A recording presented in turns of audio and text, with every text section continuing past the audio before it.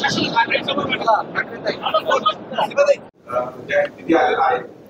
जिल्हा बँकेसारखे महाराष्ट्रातले अनेक जिल्हा बँक हे आर्थिक अडचणीत आहेत. नाही, लक्षात घ्या, दोन वेगळे विषय आहेत. जिल्हा बँक आणि सहकार हा सगळा विषय तसा राज्याशी संबंधित आहे पूर्ण. गावातली सोसायटी, विकास सोसायटी, त्यातून ती विकास सोसायटी तिथून मतदान करून जिल्हा बँकेवरती संचालक निवडून येते. जिल्हा बँकेवरून शिखर बँक, हा पूर्णपणे राज्याचा विषय. आता काही बँका ज्या आहेत, नाशिक जिल्हा मध्यवर्ती सहकारी बँक असेल आणि काही महत्वाच्या संस्था आहेत, 100% या राज्यातला सहकार मजबूत करायचा असेल अजून, तर या संस्था ह्या का अडचणीत आल्या याच्या संदर्भात आम्ही आता येताना सुद्धा चर्चा केली. त्यामुळे जे राज्य बँकेचे, शिखर बँकेचे प्रशासक म्हणून काम करतात त्यांच्याशी पण मी बोलणार आहे की नेमक्या अडचणी काय झाल्या. आणि मी मागाशी तुम्हाला म्हणालो तसं बघा की शेवटी जर सहकार क्षेत्रातनं आपल्याला समृद्धीकडे जायचं तर त्याच्यामध्ये सगळ्यात महत्वाचं पारदर्शकता, ट्रान्सपरन्सी खूप महत्वाची आहे. अनियमितता टळली पाहिजे, भ्रष्टाचार टळले पाहिजे, त्याच्यामध्ये काय घडलं हे नक्की पाहिलं पाहिजे. आणि म्हणून विश्वविद्यालय किंवा आम्ही युनिव्हर्सिटी आणण्याचा आमचा उद्देश येतोच की एक अत्यंत ट्रेंड स्किल मॅनपॉवर आपल्याला जर या सगळ्या संस्थांमध्ये देता आली तर निश्चितपणे याचा कारभार चांगला. आता आम्ही जे पॅक्स कॉम्प्युटरायझेशन करतोय, गावातल्या सोसायटीचा थेट रोजचं चालणारं काम आता जिल्हा बँकेला करणार, जिल्हा बँकेत राज्य बँकेकडनं नाबार्ड, म्हणजे आता त्याच्यात कुठली गडबड करता येणार नाही कोणाला. चांगलं काम करण्यासाठी म्हणून जे करता येईल आम्ही ताकद तर देतोच आहे. अनेक राज्यातल्या सहकारी साखर कारखाने अडचणीत आहेत, अनेक राज्यातल्या सहकारी संस्था अडचणीत आहेत, त्याला NCDCच्या माध्यमातून थेट मदत आम्ही करतो. म्हणजे या एका वर्षात आम्ही जवळजवळ 900 कोटीपेक्षा 9,000 कोटीपेक्षा जास्त रक्कम महाराष्ट्रातल्या सहकाराला आपण दिलेली आहे. त्याच्या मागचा उद्देशच तो आहे. त्यामुळे ते पाहावं लागेल की नेमकी अडचण काय आहे. जास्ती काळ प्रशासक राहणं योग्य नाही. त्या सहकार संस्था ज्या आहेत, जिल्हा बँक ज्या आहेत, त्या लवकरात लवकर पुन्हा पूर्ववत कार्यरत कशी होती यासाठी 100% आम्ही प्रयत्न.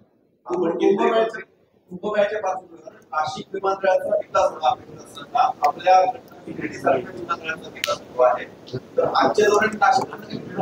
मला असं वाटतं नाशिकही महत्वाचं आहे, शिर्डी महत्वाचं आहे.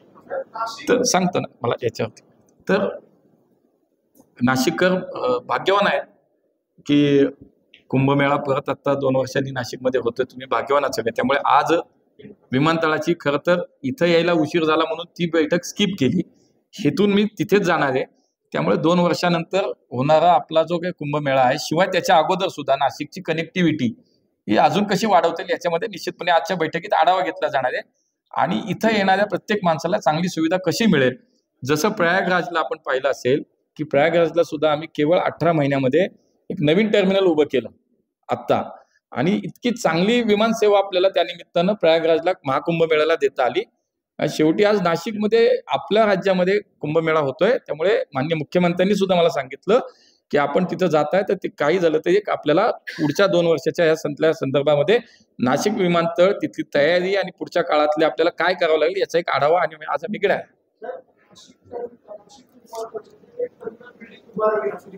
अशा स्वरूपाची मागणी यांचं कारण नाशिकला संबंधित गेल्या 2 दिवसांपूर्वी एका दिवसामध्ये आहे 1500 लोकांनी प्रवास एका दिवसात केलेला आहे. कुंभमेळ्याच्या अनुषंगाने तो प्रवास वाढणार आहे. नवीन टर्मिनल बिल्डिंगची मागणी आहे. नाशिक हे आपल्या महाराष्ट्रातलं खूप महत्वाचं शहर आहे. उद्योग असेल, व्यवसाय असेल, शेती असेल, पर्यटन असेल, धार्मिक स्थळं असतील, खूप महत्वाचं स्थान आहे. त्यामुळे त्याच दृष्टीने त्याचा विचार केला जातोय. एक तर कुंभमेळ्याचा तर विषय आहेच आहे, शिवाय नाशिक या शहराची कनेक्टिव्हिटी वाढवण्याच्या दृष्टीनं निश्चितपणे आम्ही सकारात्मक विचार करतोय. आजची बैठक सुद्धा त्यासाठीच घेतलेली.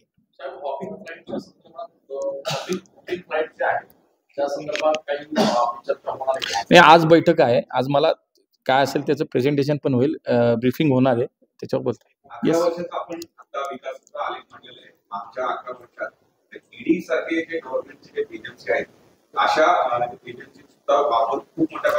नाही बघा, याच्यात विरोध शेवटी बघा, मला असं वाटतं की शेवटी तुम्हाला काहीतरी कारण लागतं सांगायला.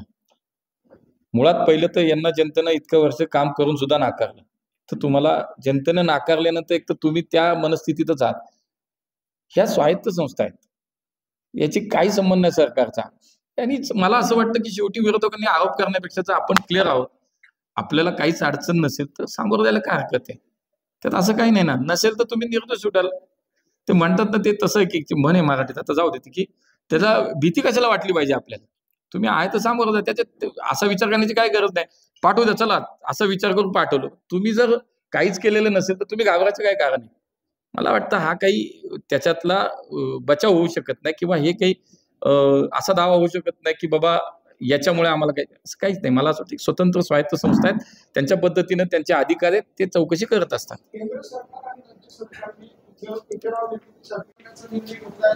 इथेनॉल आणि मद्य निर्मितीसाठी अतिरिक्त साठा काय फायदा त्याचा होईल आणि या योजनेमध्ये ह्या निर्णय नाही, शेवटी आमचा शेतकरी जो आहे तो सर्व अनेक एका वेळेला चार त्याला व्यवसाय करता आले पाहिजेत, उद्योग करता आले पाहिजेत. त्याच्या शेतीतनं त्याला जास्त उत्पन्न कशा पद्धतीने मिळेल यासाठीचे अनेक वेगवेगळे आज आपण पर्याय विचारात घेतो.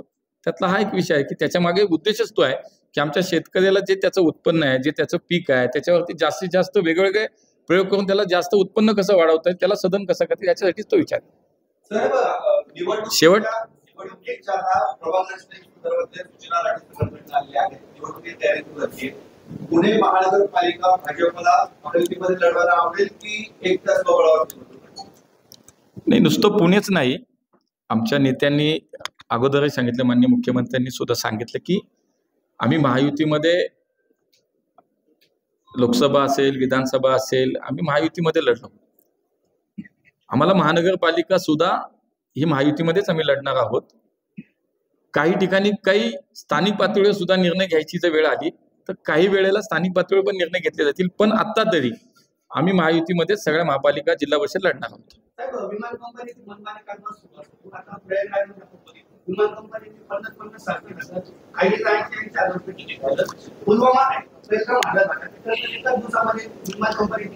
नाही, मला असं वाटतं की दोन दोन दोन वेगळ्या गोष्टी आहेत. एक, खरं तर हे ओपन मार्केट आहे.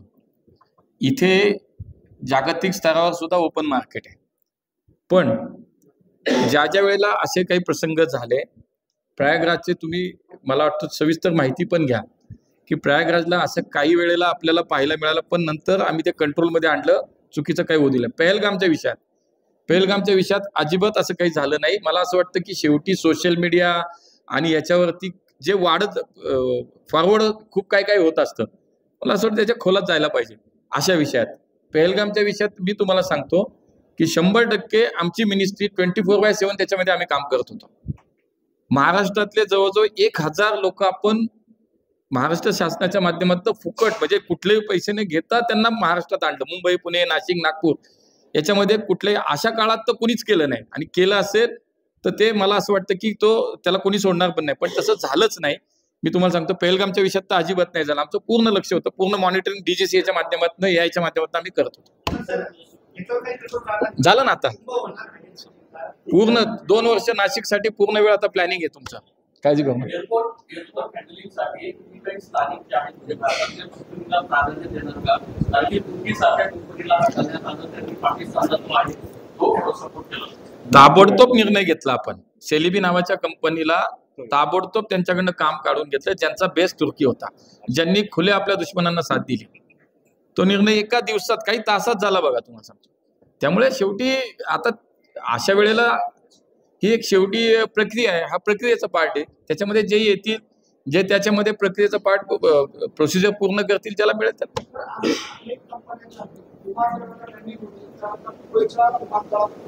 छत्रपती शिवाजी इंटरनॅशनल एअरपोर्ट असा मात्र ते शिवाजी इंटरनॅशनल एअरपोर्ट असं लगेच त्याच्यावरती कार्यवाही करू आपण. मी एकदा पाहतो, ऐकतो, लगेच कार्यवाही करू आपण त्याच्यावर. चलो, धन्यवाद. एक खूप फास्ट झालं का? नाही, मागे उभे असलेले बसून घ्या, शांतता ठेवा. मागे उभे असलेले बसून घ्या, शांतता. देशामध्ये सर्व ठिकाणी प्रवास करणार आहे. आता स्टेटमेंट केलेला आहे. परवाच मुंबईमध्ये लोकलमध्ये जे काही 6 दुर्घटना घडली आणि त्या स्टेटला रेल्वेने प्रवास करताना मोठं मुश्किल झालेला असताना एका बाजूला आपण उड्डाणा कसे लावत नाही. झालेली घटना दुर्दैवी आहे, त्याच्याचं कुणी समर्थन करणार आहे, त्याच्या संदर्भात चौकशी चालू आहे. त्याच्यावरती काय उपाययोजना पुढच्या काळात केली जाईल पण विमान सेवा आणि झालेला एखादा अपघात याचा कुठेही संबंध जोडता येत नाही. आपल्याला जर या देशाचा भविष्याचा विचार करताना आपण पाहिलं मागच्या 10 वर्षात काय प्रगती झाली, ही प्रगती झाली म्हणजे देशाची प्रगती झाली. आज मी तेच म्हणालो, रेल्वे आणि एसटी मागत होते लोक, आता लोक विमान मागतायत. मागच्या 10 वर्षातली विमानानं प्रवास करण्याची संख्या बघा. आज आपला उद्योग व्यवसाय आज तुम्ही बघा या माध्यमातून किती वाढला, किती शहरं देशाची जगाची जोडली गेली. आपण त्या दृष्टीने त्याच्याकडे बघितलं पाहिजे. झालं आता पुढचं. हो साहेब, 11 वर्षाच्या कार्यकाळामध्ये आपल्याला कोणत्या विभागाचं काम असं चांगलं वाटतं? म्हणजे एखाद्या मंत्र्याचं मी A to Z सगळं सांगितलं, त्यामुळे सगळेच सांगते. तुम्ही जे सांगितलं नियो मेट्रोचं, कॉरिडॉर असो, सर्व त्याच्यामध्ये नाशिकला एकच प्रकल्प मिळाला म्हणजे IT पार्क असो, गणपती साहेब असो. नाही, नाशिकमध्ये बघा, नाही ड्रायपोर्टचा विषय आहे. इथे सुरत चेन्नई हायवे प्रस्तावित आहे. उडान योजनेमध्ये 11 शहरांना कनेक्टिव्हिटी देण्याचा प्रयत्न आहे. आता पुणे आणि नाशिक तुम्ही आणि आम्ही जोडणार आहोत हायस्पीड रेल्वेने, त्याचंही काम आता चालू होईल.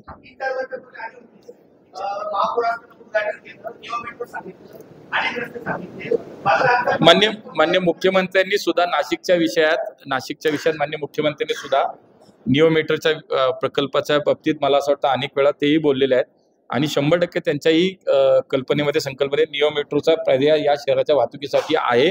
मला असं वाटतं की त्याच्यावरती 100% आम्ही लक्ष देऊ.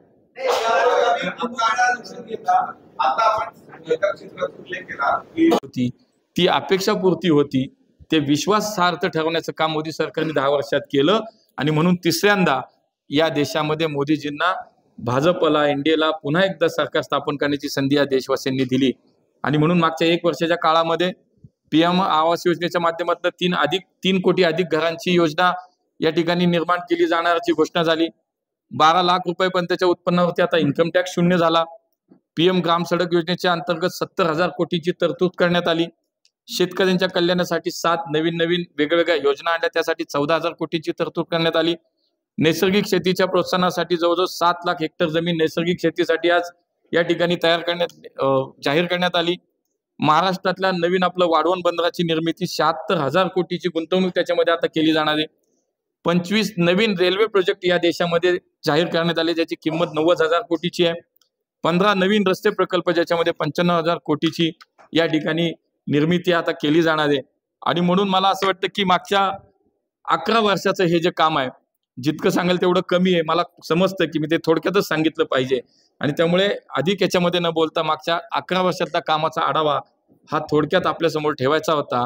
आणि 2047चा विकसित भारताचा संकल्प जो पूर्ण करायचा होता, तो या निमित्तानं मला असं वाटतं की जे मागच्या 65 वर्षात काम नाही झालं, ते मागच्या 10 वर्षात या देशामध्ये माननीय मोदीजींच्या नेतृत्वामध्ये काम झालं. आणि म्हणून भविष्यातला 2047चा विकसित भारताचा जो प्रकल्प आहे, तो संकल्प आहे, तो पूर्णत्वात नेण्यासाठी त्याची पायाभरणी झाली आहे आणि एक मजबूत पायाभरणी झाली. आता पाया झाला, आता कळसाकडे वाटचाल आहे आणि ती अधिक वेगानं आणि कार्यक्षमतेनं केली जाईल असा विश्वास जनतेला या निमित्तानं आम्ही देऊ इच्छितो. खूप खूप आपल्या सगळ्यांचे मनापासून धन्यवाद. आज या परिषदेच्या माध्यमातून 11 वर्षाचा एक सारांश आपल्या समोर ठेवण्यात आला. आपल्या सगळ्यांना मनापासून खूप धन्यवाद.